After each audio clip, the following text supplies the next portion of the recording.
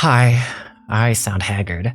Hi, I'm Asriel. I'm an artist and I have a lot of OCs. I'm willing to bet you can relate if you are also an artist. I don't know how precious you are with your characters, but I'm willing to overhaul their appearances for anything, be it a major change in character/setting or a tiny detail that only really needed some small adjustments. However, that doesn't mean I'm always successful.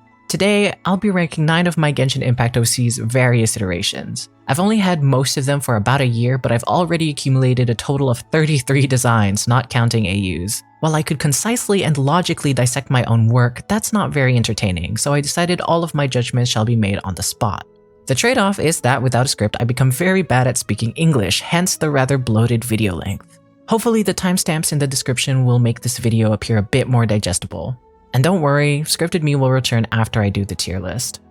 Alright, for the ranking portion of this video, it's going to be unscripted because I feel like that'll make the rankings feel a bit more organic. And also because writing a script for every single one of these designs is honestly kind of tedious. I tried it and I did not like it. So here are all the tiers that I made for people who are using this as background noise. I'm going to read them out, and it basically goes from top to bottom how much I felt like the redesign was necessary, because some of them honestly weren't that necessary. I just felt like doing it. So from top to bottom, I hope it lasts in parentheses at least 1 month, because there have been instances where I redesigned a character about a month or so after an initial redesign. Sometimes they really don't last at all. The one below that, not quite there yet. The one below that, the madness, which refers to when I get the feeling, the urge to redesign, even though there really isn't necessarily a good reason for it other than I just feel like I can do better. Below that, not working out the way I wanted it to, and then doesn't fit the character, and then what are you wearing, which is purely for designs that I find ugly.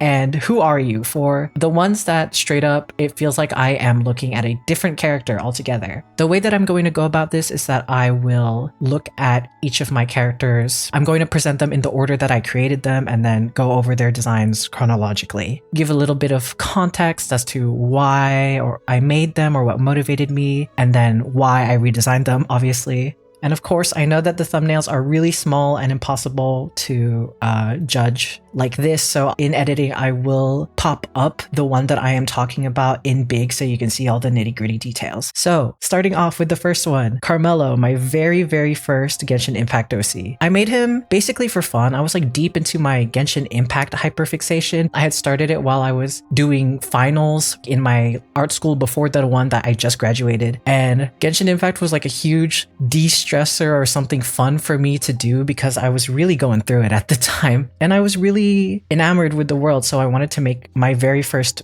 dedicated fan OC for something, basically. And as a result, he's pretty self-indulgent. He's just a bunch of things that I kind of like. So I like jewel tones, I like archers. You can't necessarily tell, or like the weapon isn't all that important, but he is a bow character. I made him Fontanian. I don't know why exactly, because at the time Fontaine hadn't been released yet. There weren't even leaks when I started thinking of him, but otherwise, oh yeah, I also made him an art conservator because at the time I was watching a lot of like Baumgartner restoration videos, and I was like, sure, why not? So I wanted to make like a very fancy, beautiful boy. And this first design is so ass. You can tell that I'm not very used to the design aesthetic of Genshin Impact. The character designs are so hyper detailed. There's so much going on. Sometimes like it seems without rhyme or reason. The thing is, if you look really closely, you can see a lot of motifs, and they're really effective at patterning and reusing specific shapes for specific characters, but there's so much of it that it's kind of overwhelming, and it's not something that I liked doing. It's something that I still struggle with, but definitely as a first attempt, this is boo-boo ass. There's really nothing else I can say that besides it's really ugly. So I'm putting this in what are you wearing. I will say this was before that we really got any good looks at actual Fontanian characters, because like I said, I made him before Fontaine released. I do have have a video featuring him and like the 2 other characters that existed at the same time as him. Do not watch that video. It's really bad, but it's still there for the sake of posterity. I don't even think I do a good job of explaining him in that one. Basically just a very simple and self-indulgent character where I'm kind of learning the ropes of Genshin Impact character design, and I'm not doing a very good job. For the next one, I think at this point, Fontaine either had released or we were starting to see leaks. I really don't remember exactly, but we knew what Fontainian characters looked like basically. And I also wanted to streamline his appearance a little bit more. I also wanted to make aspects of him a bit more evident, like the relation to art thing. So I simplified it quite a bit. I do like this design a lot. It's just that, honestly, I could have kept it. I still think it's pretty solid, all things considered. But as a Genshin Impact character, I don't think it necessarily fits the aesthetic of the game. There's not enough detail, there's not enough gradients. And also, I feel like in terms of balancing of details, I failed that. There's a lot of small details on his waistcoat around his chest area, and then everything else is very solidly colored. The only other, point of interest breaking everything up are the splotches of color. And even then, I added them as sort of compensation for the sake that his design overall was very flat. So I would say it's either the madness or not working out the way I wanted it to, because honestly, it was fine for a really long time, and then I just decided it wasn't anymore. So I'm going to put this in the madness. It's okay, but for a Genshin Impact character, I was like, I can do better. The next one, honestly, oof. It's fine. It's okay.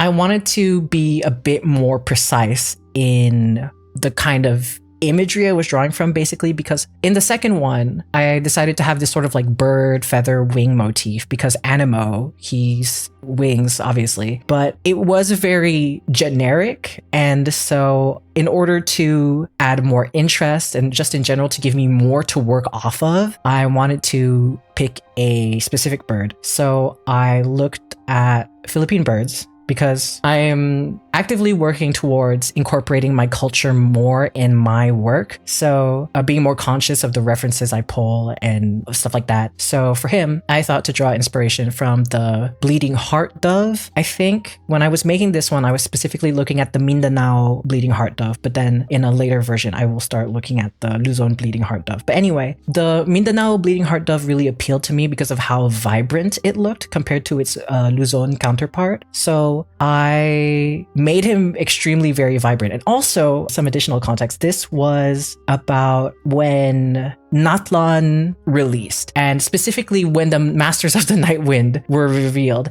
and that would affect so many of my characters moving forward. So essentially, if you don't know, Genshin Impact in general, all of the different places pull from certain cultures. Sometimes they're specific about them, sometimes they're not. And in the case of Natlan, it is so all over the place in terms of cultural inspiration. But the important thing to note is that the Masters of the Night Wind specifically have explicitly Southeast Asian cultural influences from the music, the way spirituality is handled, as well as fabric dyeing, weaving culture that is reminiscent of batik. So it points more specifically towards Indonesian culture, I think, but it's also things that existed in the Philippines. Oh, and also the Bakunawa exists in Genshin Impact. Like before the Masters of the Night Wind released, there was no way for me to logically insert the Philippines into the world of Tivat because there was no Southeast Asian equivalent. So when I made Karmelo, he was just like vaguely Filipino because I was Filipino, but otherwise I was like, you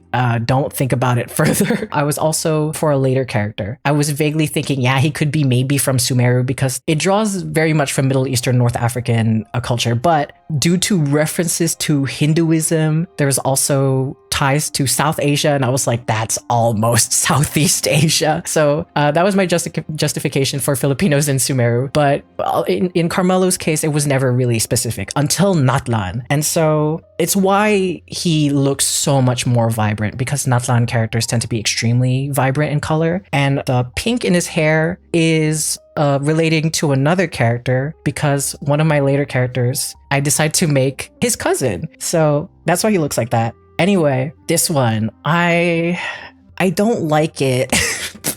I like it less than the last one, even though it meant to tackle the problems I had with the last one, but I think it was like overcompensating a little bit, like shooting too far in the opposite direction and still not working. I have a problem with the color distribution. I don't think I used them very well. The construction of his outfit is awful. And I mean, on the one hand, there will be instances where the outfit kind of just doesn't make any sense structurally, because Genshin Impact doesn't care about the physics of clothing, and they will do anything for the rule of cool if it looks good. But in this case, it doesn't look good, so I can't justify it. And it also doesn't necessarily fix the other problems I had, like for instance, the placing of details, where your attention is drawn to. His chatelaine is so many small details, and as fond as I am of it, it's first of all a pain in the ass to draw, and second of all, it's a lot of detail focused onto his waist yet again. So it's not working out the way that I wanted it to. The final one, which I am very pleased with.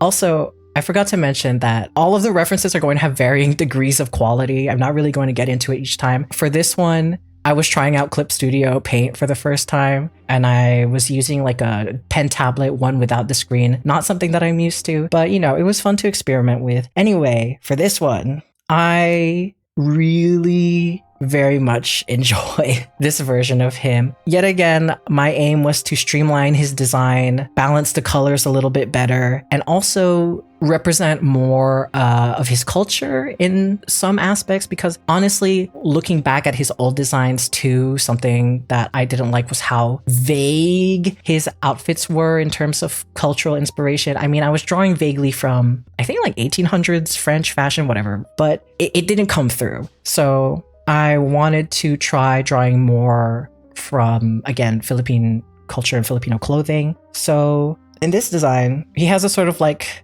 I don't know what to call it, like a vest bolero kind of Barong Tagalog or Filipiniana inspired thing. And then everything underneath is kind of just like posh. You will notice that his back is open because he didn't really have a personality necessarily at the back when I first made him, because he really was self-indulgent, but I also didn't really have any reason to think of him in a story sense or a character sense, if that, you know, makes sense. But over time, as he gradually developed a personality, I wanted him to become more romantic or maybe a bit flirty. So there was also a desire to make him more sexy there in the open back design. So his colors are also a lot more muted. I have friends who told me that they preferred him when he was like neon eye bleed colors. That's not true. But when he was more vibrant, and too bad, because I do feel like limiting the amount of vibrancy to him just makes him look more appealing. And also the bird inspiration that I used for him this time, the Luzon Bleeding Heart, is a lot less vibrant than the Mindanao Bleeding Heart. He's still very colorful in my opinion. Like the Luzon Bleeding Heart is literally gray, but it's just a bit more muted. And looking at him in isolation, I honestly don't even think he's that muted. I still think he's very vibrant. I think just in comparison to the old version where he was really high up on the saturation bar, it kind of just makes the difference more dramatic. Anyway, all this to say, I hope it lasts. I really like this design and I just think it's neat. Next character. This is Malachi, and he is my favorite little man. If you have downloaded or looked at any of my sketchbook PDFs, you will notice that the Genshin Impact characters in general, but he specifically has invaded my sketchbook and my brain. I like this guy so much. But anyway, back when I made him 3 years ago, basically at the same time as Karmelo, this was when there weren't as many Fatui characters essentially. The only ones that we had were like Child, and then that's it. Or maybe more, I don't remember. But at the time, I just thought, wouldn't it be funny if there was a Fatui grunt that was also a playable character? And also, this was at a time where there were no animal Kemonomimi men in the game. Up until that point, there were like cat girls, but there was never a cat man. Like there was no such thing as a boy that was also an animal. So I combined basically those two together and I made Malachi. And this version of him is crazy to me now. He looks so angry. And also I think he's ugly as hell. But basically I was looking at the Fatui Pyro Slinger and then the Fatui Agent and trying to combine those two. And then also trying to make something unique. And at the time, his lore was that he had run away. So I also didn't want him to literally look just like a Fatui agent slash pyroslinger or whatever. And he's... My issue with this design, other than like just the shape of it, everything looks so clunky and ugly. The colors are, again, not used very well. There's gradients, but they're not very appealing. They don't direct the eye in a good way. And also, you can tell that I was struggling to make everything a different color, essentially, because there were so many overlapping elements, but I wanted to differentiate them, but I was also trying to keep his color palette relatively dark or monochrome because, you know, he's like a runaway. He's supposed to be low key, but he's like a neon fire sign or whatever. He's so bright and obvious. And in part, that is because Genshin Impact itself is very colorful and bright. Even with their darker characters, they have rarely ever had like a very muted character color palette. There was always like at least one thing that really pops out, but in this case, it doesn't pop out good. I could put this in What Are You Wearing, but I'm gonna put it in Who Are You? Because this is a different man. He's so angry. I don't know who this is. Moving on to the second version of him that I made. This one, I honestly still really like. This is also when Fontaine had come out, and then we also got a bunch of lore with the House of the Hearth. And what's really funny is that initially I didn't want him to be literally a Fatui character, but then I made friends who also have Genshin Impact OC characters, and then one of them also had a House of the Hearth character, and then we memed about her character Katya catching my character because her thing is that she's so hyper competent, and to the point that she would have been able to catch this guy who had been successfully evading the Fatui for essentially a decade almost. But then it ended up being a whole thing where they genuinely, you know, became family and whatever. And please look at my sketchbook PDFs. You're going to see how insane those two made me. The reason why my sketchbook is 90% him is because it's also 90% her. So there's that. I like this design a lot. However, I was having a hard time with the amount of detail on him. It's kind of the same issue with Karmelo, where I didn't know how to balance all the small details, and I kind of just placed them wherever because that's kind of what looking at a Genshin Impact character feels like to me. But I wanted to be more conscious of the way that I use those small details, and it just felt very annoying to draw. And also there's like certain like movement issues with him. For instance, the shape of his sleeve looks very appealing like that when his arms are to his sides, but the moment every single time that I tried to draw him bending his arm, I was like, how do I draw what does this sleeve look like when it's bending? Is that even possible? It's a design that I still really like. But as time went on, drawing him a billion times a day, I felt the necessity to streamline him a little bit. So I'm putting this in the madness as well. This other one is more of a continuation of the last one, not like a full redesign. Sometimes for certain characters or situationally, if I think of like an event, quote unquote, I like to give them a skin like in the game because I like thinking of my characters of hypothetically, if they were in the game, what would happen with them? So if Malachi's thing was that he re-entered the House of the Hearth and then still needed to keep like a sort of down low identity, I wanted to give him a sort of civilian quote unquote look in the style of like vaguely Fontainian clothing. And this one, boy, it's okay. It's not terrible, but there's an issue with the colors. Everything is so dark and muddled, and it's like really obvious when you look at his hands and you can see like the sleeves overlapping with the bottom part of the shirt hanging past a waistcoat, and then his gloves that are all that same dark shade of like black gray, and they all melt together and it doesn't look very nice. Again, with my issues of not knowing how or where to put details or like struggling with the construction of clothing, because again, Genshin Impact clothing structure is so fuck ass, but it works because it looks appealing, and to me this doesn't look very appealing. So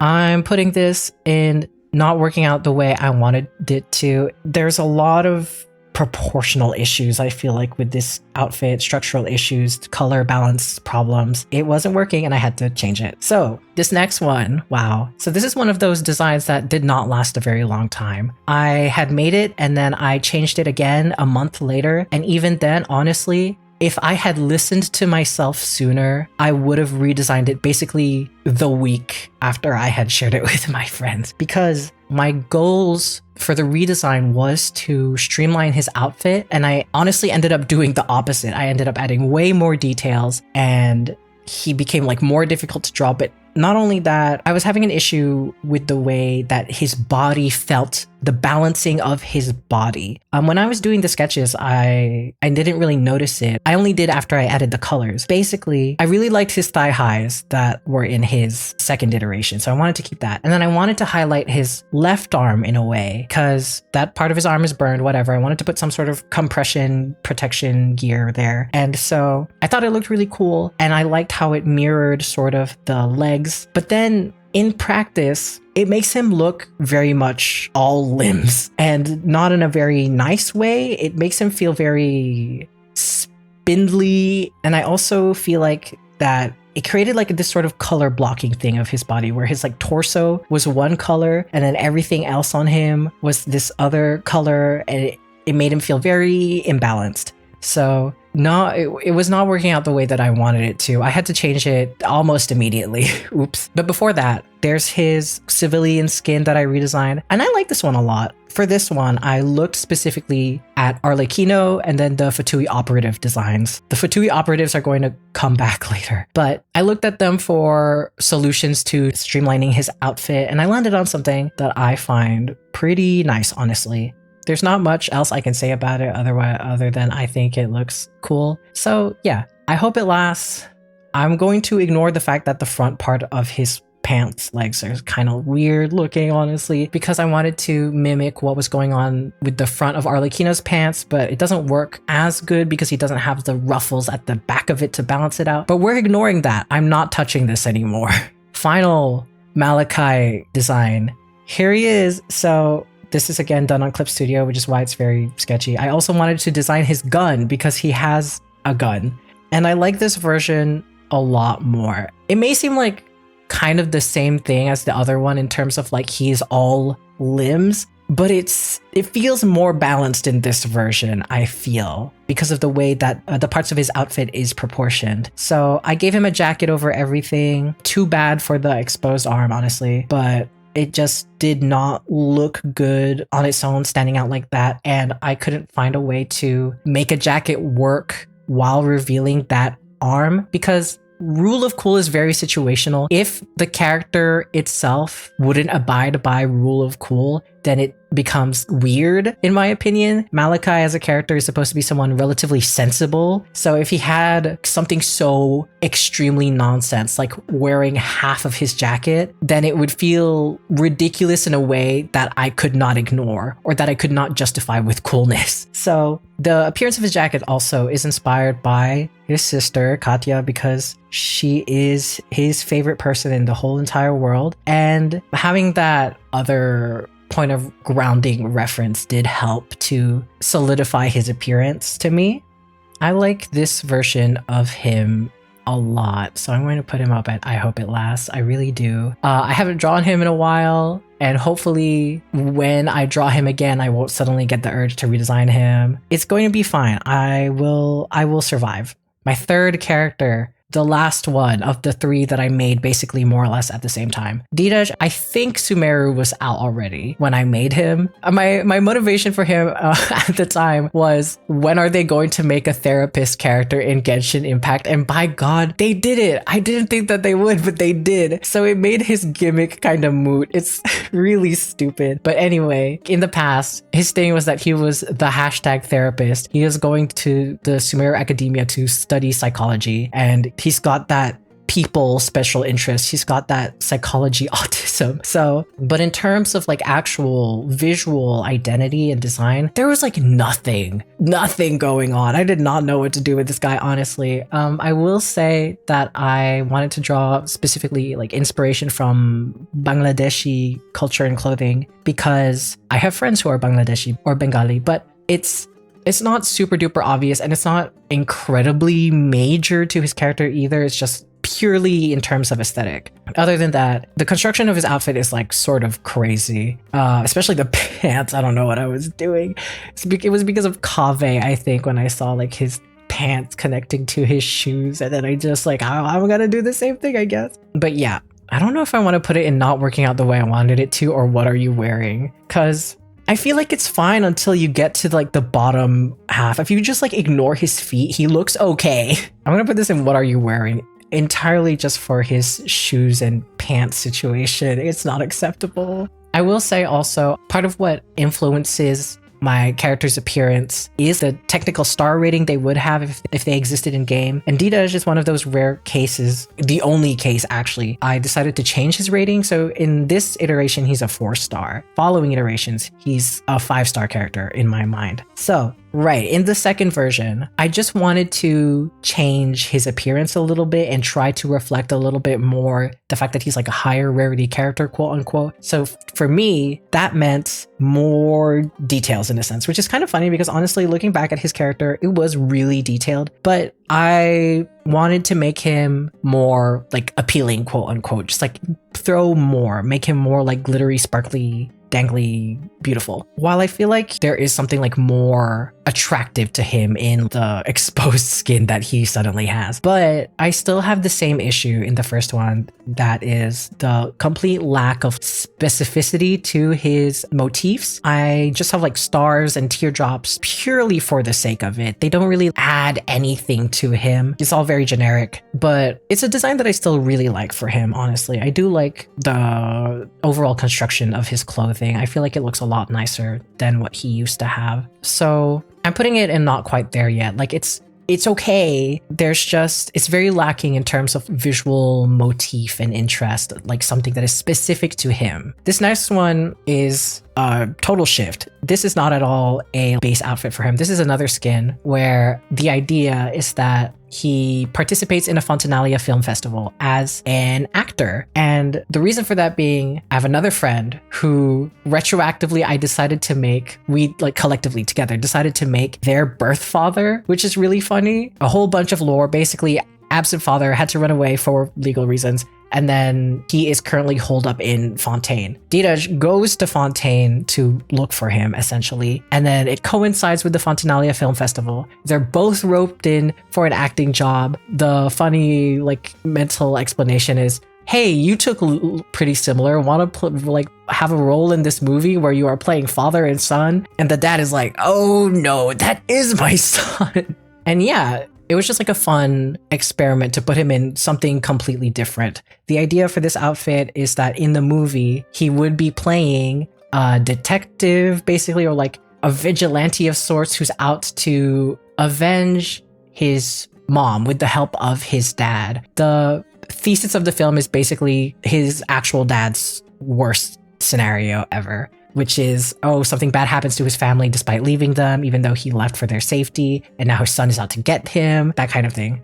We have not thought about this event or anything beyond the idea of it, but it did still make the outfit. I did have a hard time with this one, honestly, in terms of colors, because he's supposed to be vigilante, dark, whatever, but he's a very bright character. And I was also not sure how to get other colors to work on him. So I pulled from the hot pink in his eyes, which is something you probably didn't notice while looking at him initially. But then I made it a more highlighted color, so it looks a bit more aggressive. But yeah, it's very simple. Honestly, the few things I think I would want to try and adjust is his vision holder situation, and also his boots. They're kind of just nothing to me. But yeah, I'm putting this in not quite. It's not the best. I can probably do better, but this is a storyline, skin line that I'm not dedicating so much thought to, and I'm not drawing it either. I think besides drawing it this one time, I didn't draw it again, so there's not as much motivation for me to improve it, basically. But yeah, it's fine. It just needs a bit of tweaking. I think it looks cool. But on to the next one. This is pretty recent, all things considered. I really wanted to make his appearance more specific. Like I said, he did not have specific imagery, stars and teardrops without any real explanation for it. So I wanted to try and pick at least one visual motif identifier and just slap that on everywhere on his design. And I ended up with this. So the design motif that I wanted to throw on him was eyes, because his thing is that he's extremely observant. He sees through you. He has incredible insight.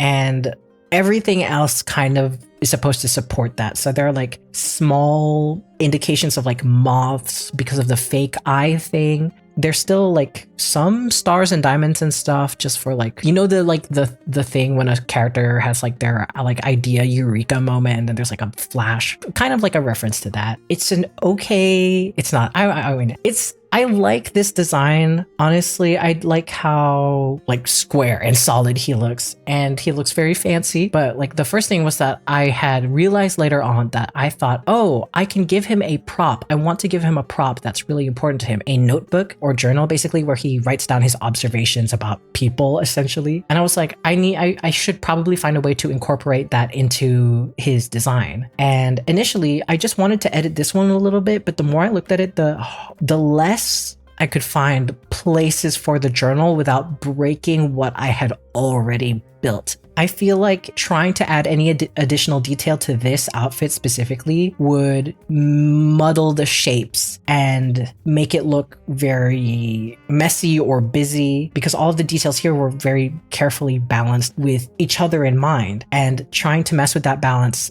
after the fact didn't seem very smart to me. So I'm putting it in, it could go into the madness, because I could have left it like, yeah, I'm putting it in the madness. I could have left it as it was, because it, like, I think it is good. It's just that it was missing something, and then that one something broke everything in my brain to me. The latest iteration of him is really funny. I drew this, or well, I didn't draw all of it, but I like finished this reference today as of when I'm recording this. It's really late in November. I'm really pushing it for my self-imposed deadline, but it's honestly because I redesigned things so much that I was waiting on myself essentially to finish some designs. So anyway, back to this one. The prop in question that I wanted to add, the journal. I wanted to give him a journal, and then I thought of giving him an inkwell and a plume, and then everything else was sort of designed around that. I'm still trying to incorporate eye motif, still trying to,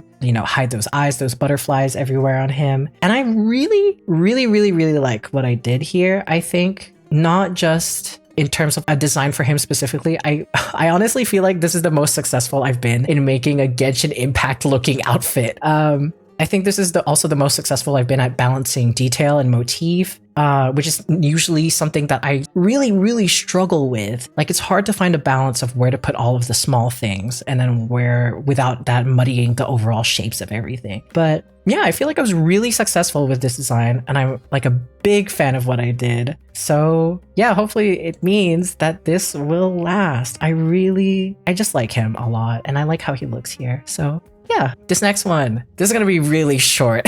Mirella, I love her so much. So Mirella is a Fontanian character, Fontanian Yuan, and I have several characters who are sort of like mixed cultures. Karmelo counts technically as a first one, but when I made him, I wasn't like actively thinking about it. With Mirella specifically, I did want to make a multicultural character. So the way that I was looking at it is that I wanted to make a character that could belong technically to like one of each existing nation, which is really funny considering actually looking at where they are, like where they exist in the world of Tevat. How hypothetically a lot of them are tied to Fontaine. But anyway, I wanted to make her mixed Lyria and Fontaine, and so her design is basically just that. What if you mix those two aesthetics together? And I think this first design is really cute. However, I did feel like redesigning her because she is a very outgoing and bubbly character, and as a result I also wanted to like expose more of her, in a sense, like open her up, because this design is very tied up and closed off in a way that I don't feel like properly represents her as a character. The thing is though that I was drawing inspiration from Qing Dynasty clothing, I think, and those clothes are very modest, and I don't want to get into a discussion of is HOYO-verse allowed to sexualize their Chinese characters because they are a Chinese company, blah blah blah blah blah. I'm not going to get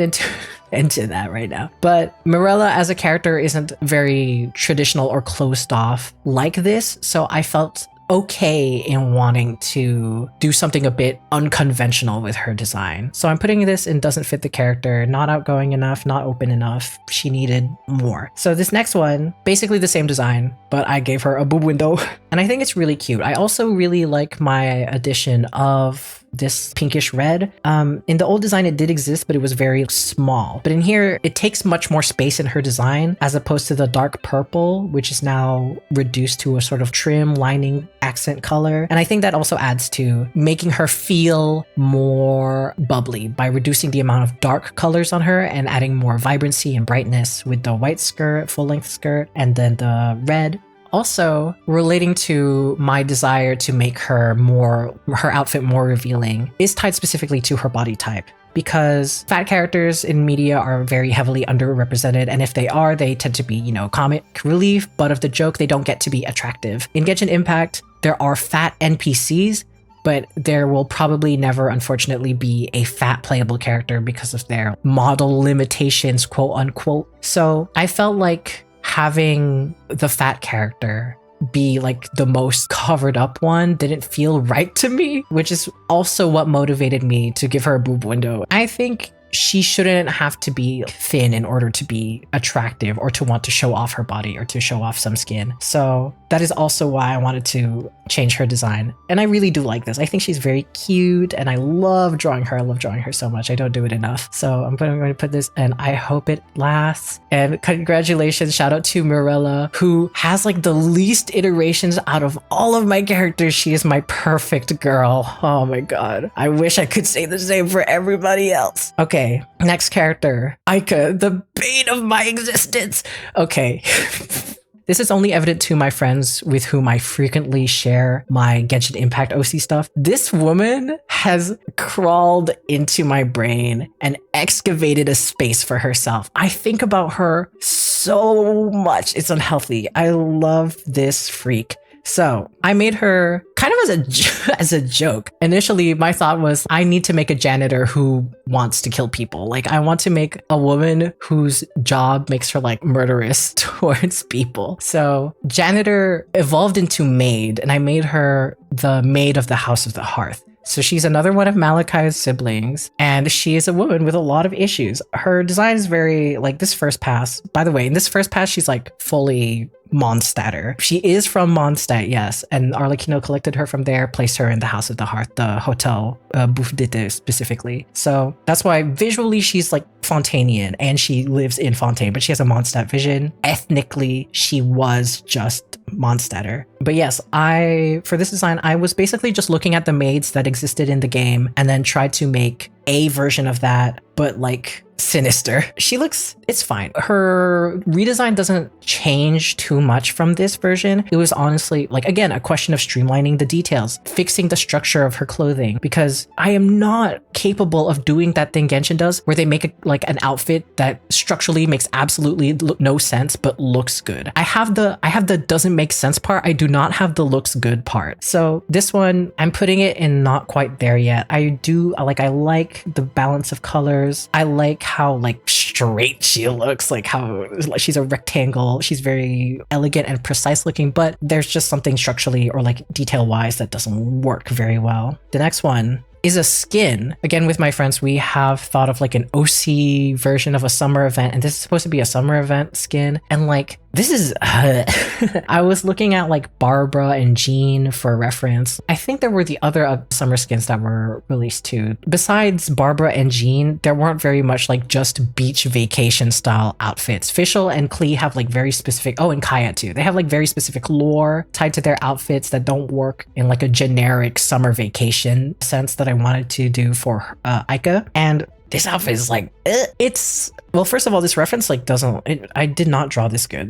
the perspective of the bow, especially on the back view, is crazy. When I created this outfit, I initially thought that the contrast of this very angular, dangerous looking woman in a very extremely cute, puffy, ruffly cover up. I thought that contrast was really funny, and that was initially why I had put her in this outfit. But over time, as again her personality solidified, this outfit didn't work anymore, in that she consciously wouldn't choose to, or maybe she would, but it wouldn't be like her first instinct for like an outfit for herself, to do something so like cutesy and ruffly and poofy. So I don't know if it doesn't fit the character or what are you wearing, because honestly I really do think this outfit is kind of ugly, but maybe that's just because I drew it bad. Maybe on somebody else it would be fine. I'm gonna say that it doesn't fit the character, but I do just think it's ugly. Anyway, funnily enough, her beach skin redesign came first, and this one I really like. It was basically an exercise of translating the aesthetic that she already had into something more casual, and I feel like I really managed to do something that looks very nice and elegant. I don't know if it necessarily works as like a Genshin Impact character design specifically. It's very simple and very modern looking. I mean, you could argue that for the summer of event skins that Barbara and Jean have, but it is very different than what does exist in Genshin, in my opinion, as of right now. But I think it looks very good. So I'm putting it in I hope it lasts. Also, you might notice that she looks a little bit different. She's not as like pallid white as she used to be. And that is because I had decided to make her mixed, I guess, in Genshin, it would be mixed Natlan and Mondstatter. In real life, I wanted her to be like Wasian mixed Filipino. So she looks a little different. And then I thought with that change, well, that is as good an opportunity as any to try and fix the structure of her outfit. So this is where we get her latest iteration, which is heavily inspired by the Fatui operatives that exist in game, while also drawing from the elements that I liked from her initial iteration. I really like this version of her a lot. The structure of her outfit makes a bit more sense. If you look too closely, you might notice some things that are not quite right in terms of layering, but that's fine. We're ignoring that. We can fix that by changing the proportions of certain parts of her clothing. But the important thing is that I think it makes her look more dangerous. She looks more sinister and aggressive, but in a subtle way, because it contrasts the service appearance of her maid outfit. And I just think she looks really nice like this. I think it's a very elegant design. I like her so much like this. I'm putting it in I hope it lasts. I like this one a lot. Next character, Mayumi. And I kind of want to say that she is the catalyst for a lot of my later redesigns, because I'm going over the outfits chronologically per character, but not in order of when I actually redesigned them. Anyway, this first version of Mayumi, she's another instance of me wanting to make a mixed character. She was, this is important, Sumeru and Inazuma, real world equivalent Filipino-Japanese. I love the Philippines. I love being Filipino. Anyway, this first version, I hesitate to call this a first version because this is basically ideation. This doesn't necessarily count as like a full iteration in and of itself, but it's further along than like the sketches that I had. And I also think it's just really funny in contrast to how she looks now.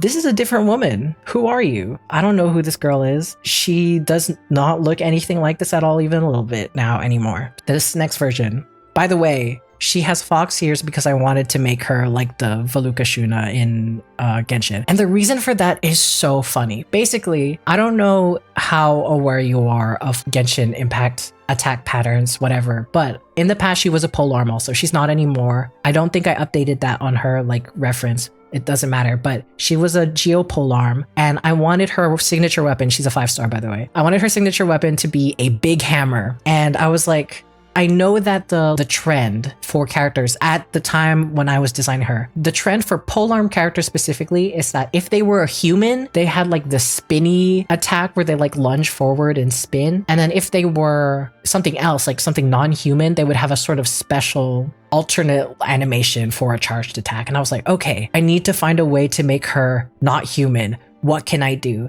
And I decided, oh, Veluca Shuna, that's funny because there's foxes in Sumeru and then there are foxes with the kitsune in Inazuma. I think that could make like a funny misunderstanding thing, whatever, with her. Sure, she's a fox now. And then after I did that, Emily released a fully human woman and she had a special charged attack animation, and I was so upset, but you know what? It was too late. I made her a fox already, and I liked that she was a fox. So this design, she's a blacksmith. I wanted something that was practical, and I also tried drawing in things from Filipino culture, so you can you might notice the ling ling o all over her, and also like the copious amounts of gold jewelry. Well, not that copious actually, just the gold jewelry. And this design, I don't think it's that good. There's color balance issues. I did not know where to put the details again. There's like a motif on her kimono, but it exists only on her kimono, and it looks really awkward and ugly, honestly. And then there's like a lot of flatness in the way that the colors are distributed on her outfit. Like the gray of her pants are like so solid. It looks like a solid block. Nothing flows on her outfit, I don't think. And I also, like over time, as I developed her personality as well, gradually it also just like stopped fitting her personality. Because Mayumi as a character, I wanted her to be someone who is very closed off and very angry. And this outfit is very open and almost eccentric, which is contradictory to who she is as a person. So it could go into what are you wearing, because it's honestly really kind of ugly. I mean, it might be improved if I worked out the details and colors a bit more, but it just doesn't fit the character. So that's where that goes. This redesign, it used to be in I Hope It Lasts, but it's going to go down into madness. I'm going to tell you why in a second. Remember when I said that when I learned that the Masters of the Night Wind drew inspiration from Southeast Asia, so suddenly I had a place for all of my Filipinos to belong to? This took into effect for Mayumi specifically very late into having her, where I had basically already retconned all my other Filipino characters to being from Natlan, and then Mayumi was still from Sumeru. And it was because of her Valuka Shuna thing. That's a thing that is specific to Sumeru. But as time went on, I was like, she can't be the only Filipino that's not in Natlan. That doesn't make any sense, because the only reason she was from Sumeru as a Filipino was because there was no Southeast Asian equivalent in Genshin, and now there was. So I wanted to tie her to that place. And so it seems like a very simple fix. It doesn't necessarily change much about her design, because the quote unquote Sumeru parts of her outfit are just Filipino cultural motifs. So technically her design doesn't have to change at all. But foxes are not endemic to the Philippines, and I am a crazy person, and I want every part of a character design to reinforce either something about them or the idea that I had for them. So the fox thing was because she was Sumeru, Valuka Shuna, whatever. But now, removed from that context, there was no reason for her to be a fox anymore. It was making me crazy. I was like, I really like that she's a fox, but I can't justify her being a fox anymore. So what did I do? Well, I changed to the type of fox she was, quote unquote. I'm putting this in the madness because really I was going mad. I was becoming crazy. But my brilliant solution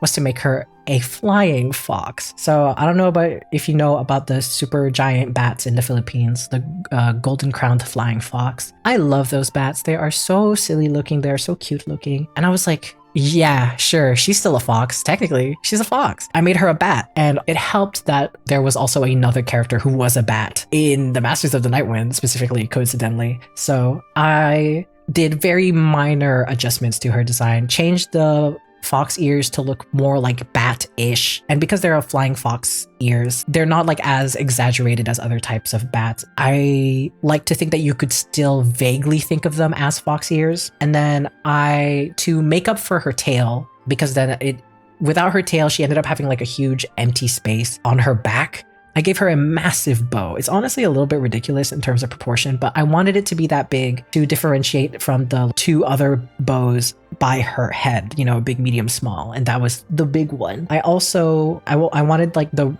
ribbon part, I guess, of the bow to be able to extend and sort of resemble bat wings. I just think that's very cute. So this one for real goes I Hope It Lasts, because I still really do like this outfit. I like that it's very obvious that she's a blacksmith. Not enough gradients for a Genshin Impact character, but I'm also very happy with the balance of details on her outfit in this one. And I will say that chronologically, in terms of all of my character design slash redesigns. Mayumi, the fox like version of her second iteration, technically third, whatever. I feel like that version of her was what really kicked off my Genshin OC redesign insanity, because I was really happy with how she looked. And so in comparison to her, everybody else kind of just fell flat. So yeah, we're here because of her. This is all her fault. Moving on to the next character. Oh my god. So at this point, I had technically made one character for every nation except for Natlan, because we had like no information about Natlan. Before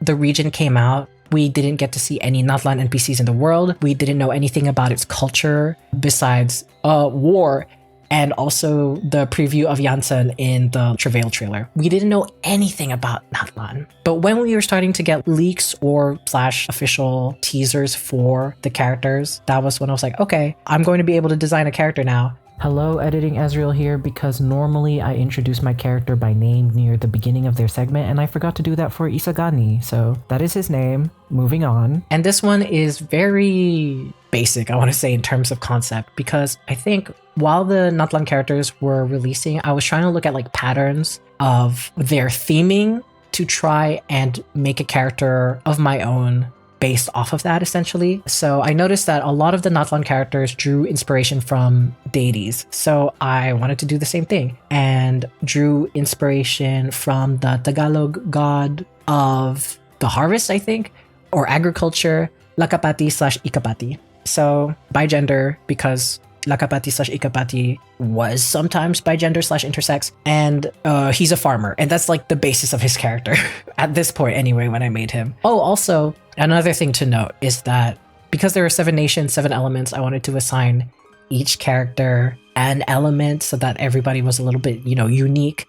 So at this point I only had Electro left, and I was like, darn, an Electro farmer, I guess. And you can kind of tell that I was not incorporating the Electro part of her at all. If you removed the vision, you would have no idea that her element was supposed to be Electro. Other than that, this outfit, it's a nothing outfit. Nothing outfit because she didn't have a personality. Nothing outfit because we hadn't really seen the full context of Natlan besides like some teasers of the characters. And once again, I'm still struggling with motifs and detail. This outfit is just kind of like a nothing outfit. And also the gold being like a bright yellow is kind of funny. Do I want to put this in what are you wearing or who are you? I almost don't want to say who are you because this is barely a person. This is not a character. What are you wearing? Sure, whatever. This next iteration of her, this is me basically going, oh, oops, I forgot she Electro, and tried to incorporate that a little bit more. And I leaned maybe a little bit too hard with the extremely vibrant purple. Oh boy.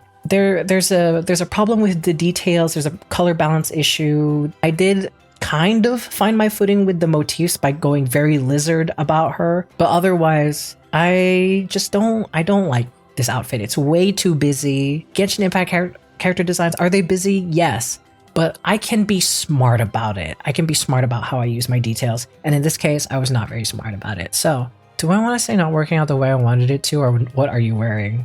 Honestly, like, it's so, there's something wrong with her.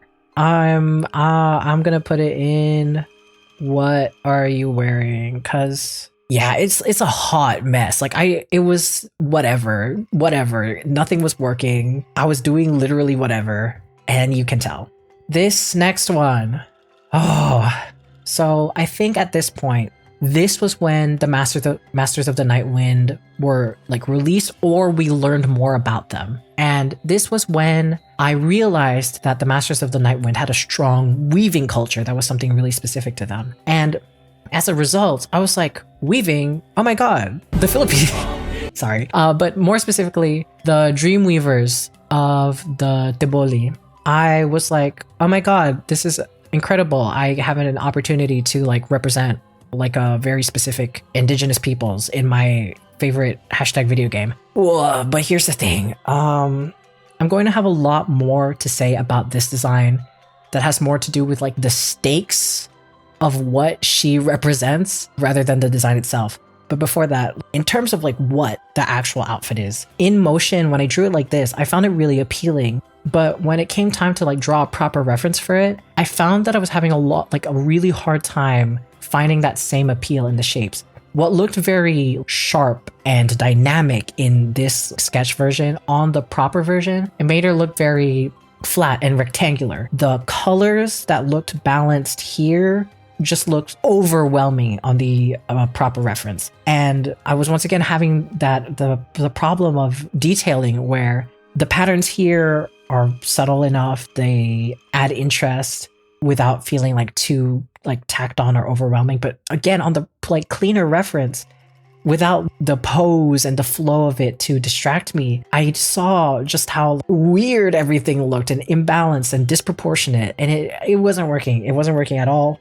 That's reason one that I felt like I needed to rework it. And reason two was because I became so self-conscious about the cultural influences that I was drawing from. Firstly, the Deboli Dreamweaver inspiration came later, so it came at odds with the initial inspiration of Lakapati/Ikapati. And that like cultural conflict was something that was really, really getting to me, because as someone who is trying to become more conscious of pre-colonial Filipino culture as well as the indigenous peoples of the Philippines, even if I'm not super actively researching this stuff, right? I haven't made the effort yet. I have like some very basic knowledge, but otherwise I'm not necessarily super extremely knowledgeable. And what felt like a fun nod at first suddenly felt like a question of like, is this right for me to do? Like, do I have the right to make this reference? Because I am not of Deboli descent. I don't even think my family comes from Mindanao in any way, shape, or form. So there was that awareness of my responsibility as an artist and a Filipino to not commodify an indigenous people's culture for my own selfish desire. I did try to learn more about Deboli culture specifically, but the more that I learned, the more I was like becoming aware of there's just so much that I don't know that I cannot represent with this character. The Deboli still exist. They are fighting to keep their culture alive in spite of capitalism, in spite of difficulties caused by the corruption of the Philippine government, how we do not prioritize indigenous peoples, or we do not protect indigenous peoples. We do not respect their place in the world or their culture. We are so eager to claim what is theirs as ours for a sake of national identity, but we don't take the time to realize or ask ourselves whether it is our right. Like, we don't ask ourselves, is it responsible for us to consume their cultural heritage? And I was like, I was going crazy. I was like, I can't do this anymore. And I feel so insecure about trying to do this, to the point that like Isagani doesn't even have a character profile on my toy house like everyone else. I desperately need to update them. But it got to the point that I was like scared of showing Isagani to people or like to expose her anywhere, because I was like, God, he's like, what is he? He's Tagalog, he's Deboli, but he's like nothing. He's, oh my God. And it was making me go insane. So I'm putting this in the madness. It was the madness in the truest sense of the word. I would complex about it so much. And I absolutely had to recenter and refocus. Like, what am I doing? Why am I doing this? Why am I pulling from Deboli culture specifically? Why can't I do something else? And I don't want to say to other people also, like, oh, you're never allowed to draw inspiration from an ethnic group that you do not belong to, or even a culture you do not belong to. It's just that I want to do the best that I can. And in this situation where I realized that my best wouldn't be good enough, I couldn't continue this path. Maybe in the future, if I had done more research, I would feel more confident in making a character inspired by an ethnic group in the Philippines that I do not belong to. But right now, I do not have the resources. I do not have the confidence for that. I shouldn't do it. It's not a good idea. So that's that. I really cannot stress this enough that this is like a me thing, but also I want more people to be like more conscious about this type of stuff because, oh my god, I don't want to get into it. This video is going to be long enough already as is, and I've gone on for long enough. So moving on to this last one, goodness. I circled back to just making her a farmer, and the construction of this outfit is loosely inspired from illustrations of, I think it's like 1800s Filipinos in Manila specifically. It's not 100% accurate, of course. Like, there's still a desire to stylize it for it to match the aesthetic of the game. I cannot stress this enough, not an accurate depiction of a specific type of Filipino that existed historically. Yes, this is a video game fan character. I do not care. It is still like important to highlight these things, to be aware of these things, because I feel like it is so easy to look at these things non-critically or to not think about it enough or to take it for granted, whatever. Anyway, these illustrations of 1800s Filipino woman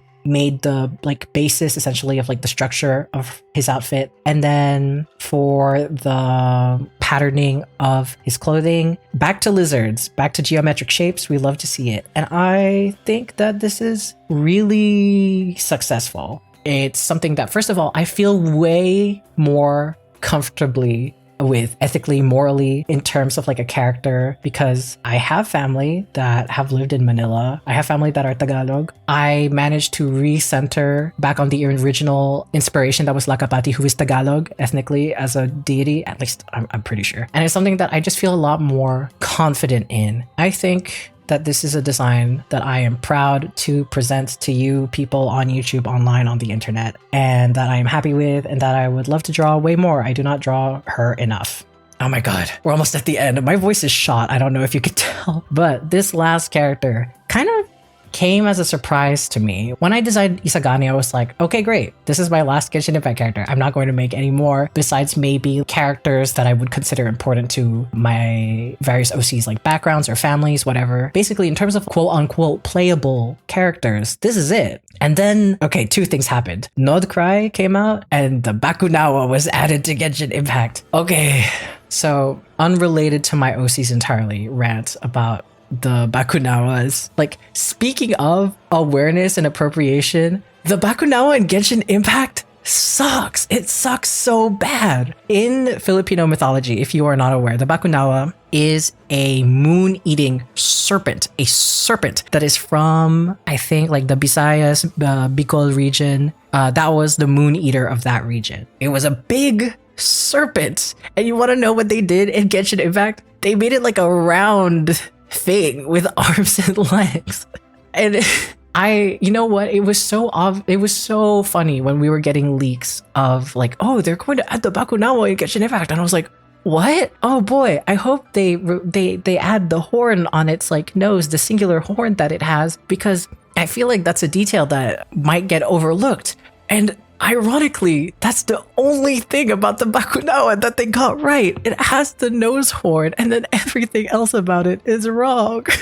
Oh, and then worse than that, the Moon Eater, like, that's the thing that it's known for. Serpent who devours the moon. They release that right before Nodcry, the freaking moon region, where everybody worshipped the moon there. The moon is so important. And the Bakunawa has absolutely no relation to Nodcry. It has absolutely no interest in Nodcry. They added it as like, its lore is essentially just a giant devourer in general, like Fenrir and Ragnarok type devourer, like eats everything and it is the end of the world. But that's not what the Bakunawa was. And it made me, I'm so baffled by how completely misused the Bakunawa is as a creature. Because normally in Genshin Impact, or like in HOYO-verse games in general, I want to say, they are so specific about their mythological influences. And whether or not you could argue that they did a good job necessarily of representing it, at the very least, the elements that they draw from that mythology is like evident or important in some way to the character / lore thing that it represents in Genshin Impact. And the Bakunawa is like removed of everything that makes it a Bakunawa. And I'm like, what? Why would you do this to me? So, the character of Saginanun, that's her name, by the way. This is my OC. She basically came out of that anger. You cannot add the Moon Eater to Genshin Impact right before the Moon region and have absolutely no correlation between the two. It is ridiculous that they fumbled this so hard. So when it comes to Saginanun's lore, because I guess that is important to her, I think the lore of the Bakunawa in Genshin Impact was that it is a terrible abyssal monster that is like unthinking and wants to devour absolutely everything. It is extremely immortal, and the only way to defeat it was to explode it into 1,000 billion pieces and hope that none of them come together again to reform. And my idea for Saginanun is that she is a piece of the Bakunawa that broke off, landed in Nodcry, and via magic became a person, and she hungers strongly for the power of the moon, for Kuvaki, but is trying to grow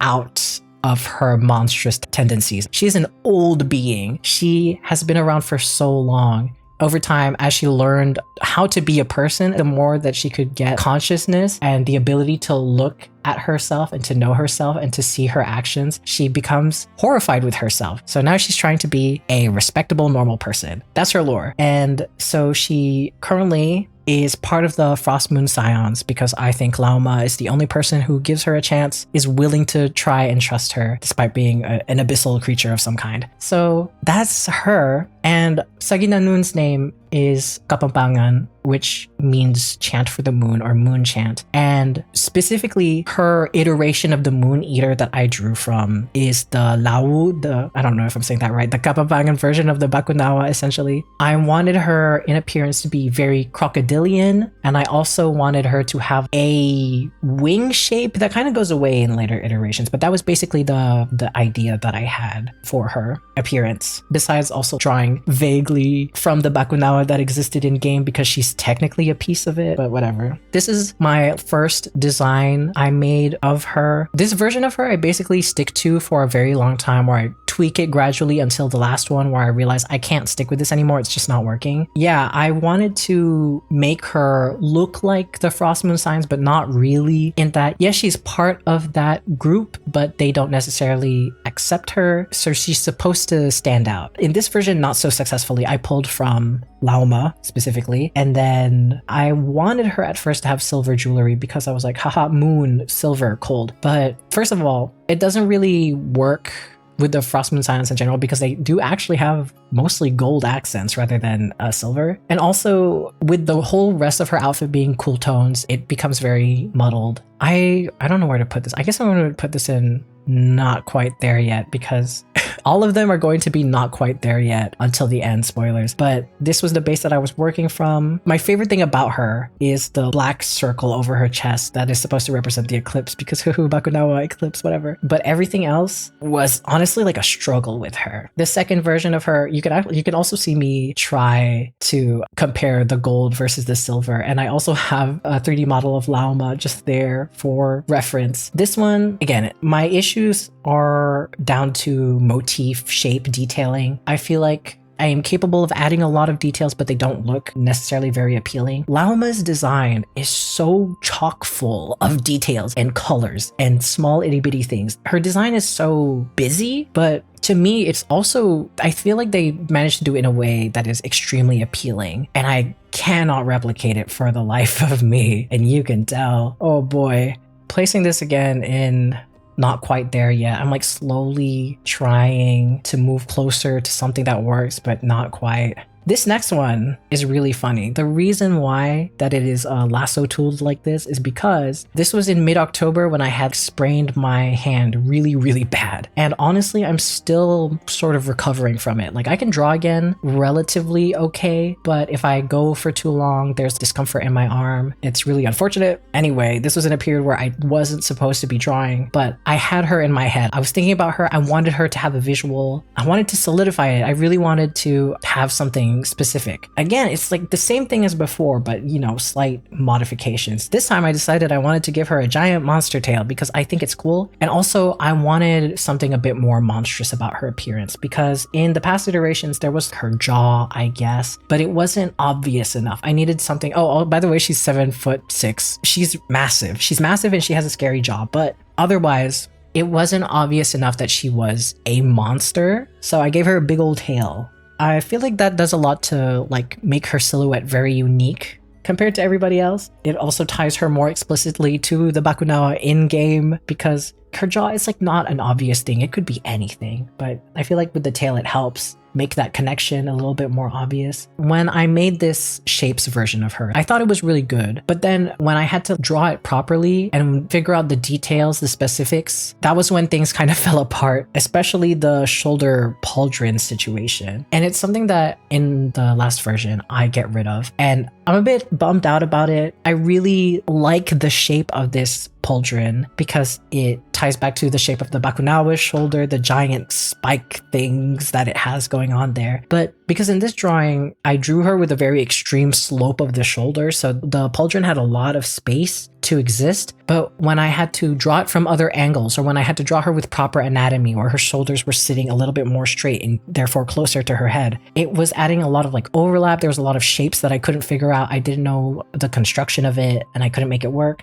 And there's just like so much about this that works in this incarnation specifically, but the moment that I try to tie things down to make it more specific, to clean things up, it doesn't look as good. So yeah, I'm gonna put it in not working out the way I wanted it to, because I feel like the other two, I was getting closer and closer to what I thought I wanted, and then when I got to this latest version, it's when I realized that it couldn't work. Actually, I had to do something else, which leads me to this version of her. So I specifically wanted to draw more structural inspiration to Lauma, and part of me kind of feels like also that maybe I drew a bit too much inspiration from Lauma. Like, she might look a bit too much like her, but at the same time, she is the woman that she admires so much. She loves Lauma so much that she wants to be her or be with her. Anyway, in that sense, I feel like it's okay for her to look pretty similar. And I feel like in the details, she looks different enough that it works. Her dress kind of splits off in a similar way to Lauma, but I still tried my best to keep the sort of eclipse motifs, a lot of dark circles, where on Lauma there would be like bright fullness, and something about her gauntleted arm. It is supposed to be like a metal prosthetic. That in part also is what pushed me to remove the giant pauldron, because it looked a lot like armor and very decorated, and for a prosthetic that didn't really feel like it made a lot of sense. So I slimmed it down a bit. I still tried my best to keep the design of it, the motifs, reminiscent of things that you could find on the Bakunawa, like the monster in game. You will also notice that I gave her an electro vision in this one as opposed to animo, like in all the old versions. And this was when I was thinking about whether or not I wanted to give her an actual moon wheel or if I wanted to give her a fake. But I realized that if I wanted to give her one, it would best be a real one, because the motivation for a character in Genshin Impact to have a fake moon wheel is to hide the fact that their powers are quote unquote unnatural because they are non-human. But Saginanun cannot hide the fact that she is non-human. So that kind of deception feels like a strange choice. And also, I decided to change it from animo because, well, I have two reasons. First reason, the Bakunawa in-game uses multiple elements. Animo, I think, Geo, and Cryo, I think that's it. So initially I wanted to do animo because that was natural to the Bakunawa, but then I thought about it a little bit and was like, why would she get a moon wheel that is the same element as something that she can do naturally? If it is like a real moon wheel, why would her additional power be more of the same thing? And second of all, because mechanically, in-game, so far the only moon wheels are Dendro and Electro. I think, the characters that don't have those two elements, Aino and Yehoda, we know that they have visions, which something about Genshin Impact that drives me crazy is how they like do not explain or distinguish why these differences exist in a non-gameplay way. Like, gameplay-wise, the reason why Dendro and Electro specifically have moon wheels is because it's related to the lunar reaction mechanic, whatever, in the game. And therefore, they're the only ones that need to have that like special tie to the moon for those reactions to happen. Otherwise, Anemo and Hydro don't seem to have like their own specific lunar reactions and therefore do not have moon wheels. Maybe this will change in the future, but as of right now, there are no Anemo moon wheels, so to speak. In terms of what it represents, I thought that there was something really funny about the Moon Eater getting very specifically the moon powers, you know? Because in game, what is it? Like the moon wheels, the moon magic is like a more ancient and purer form of elemental magic. So the distinction between a vision and a moon wheel for Saginanun specifically was important to me. And I was like, I gotta make it a moon wheel. So between the two options, I decided to go with Electro. There is purple on her design, but it's like so dark and muted that you can hardly tell. And so the bright purple vision is really funny and like sticks out like a sore thumb. But I decided against Dendro because Lauma is Dendro. Yeah, she can be her own thing. But yes, this is the latest design. I think that I finished this one basically like yesterday or like a day or two before I had finished the Dheeraj one. I was really taking my time with this, also on account of having sprained my wrist really bad. I find this design a lot more appealing than all of my past iterations. I think that the balance of colors are more correct. There are like tiniest things that I want to adjust, like the tangent of the ribbon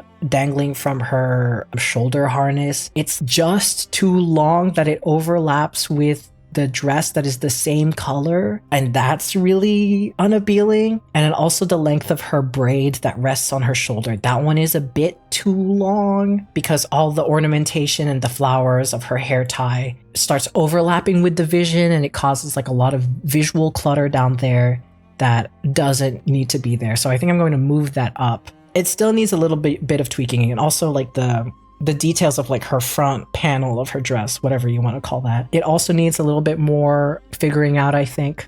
I don't want to put it in not quite there yet because that's technically true, but it's really like the tiniest details. In terms of like the design itself, it's basically what I'm going to go for. I just need to adjust a few things to really make it right, but this is basically it. Okay. Oh my god, my voice is dead. That's all of my Genshin Impact characters ranked. So you can see the obvious trend of over time, gradually, as I become more accustomed with designing characters in this world, I get better at designing Genshin Impact OCs. Some of these characters, I think the oldest characters I've had for 3 years, but a majority of them I've had for like about a year. And Saginanun, my most recent one, I've had her for like 2 months, and she's already gotten more iterations than like Mirella, who is a much older character. It's really funny, but that's just kind of how it goes sometimes with character design. It'll be a miracle if any of my explanations for these rankings make sense.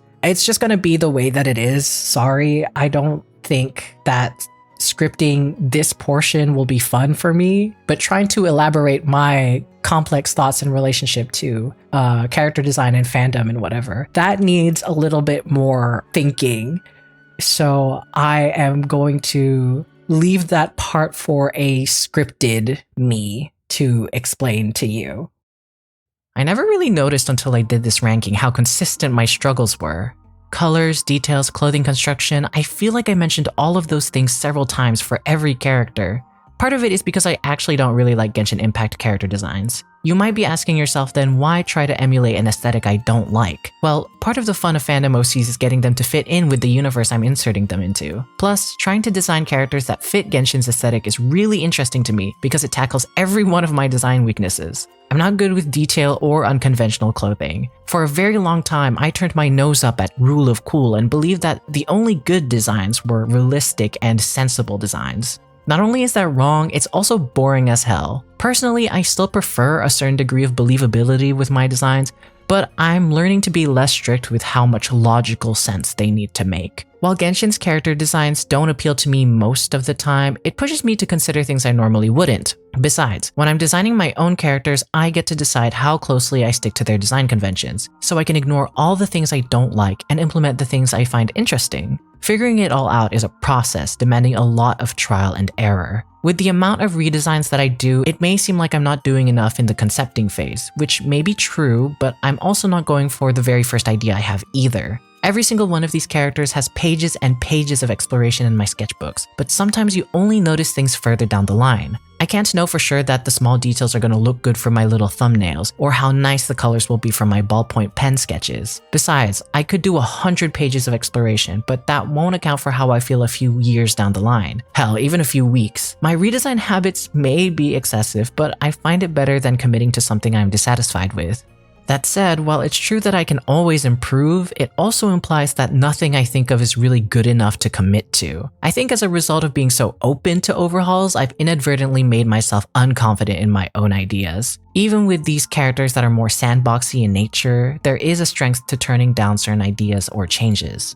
Sometimes it helps to get a second opinion to know, not just when to stop, but also if you're getting tunnel vision on a design or idea. For that, I'd like to shout out my friends who have yet to successfully stop me from redesigning a character, but motivate me to keep imagining funny scenarios and developing my OCs. I would not be half as invested in my characters if it weren't for Joy, MEDA, and Venus. I love sharing things with them and seeing what they create in turn. They don't all post Genshin OC stuff, but I think you should check them out anyway, because they're really cool.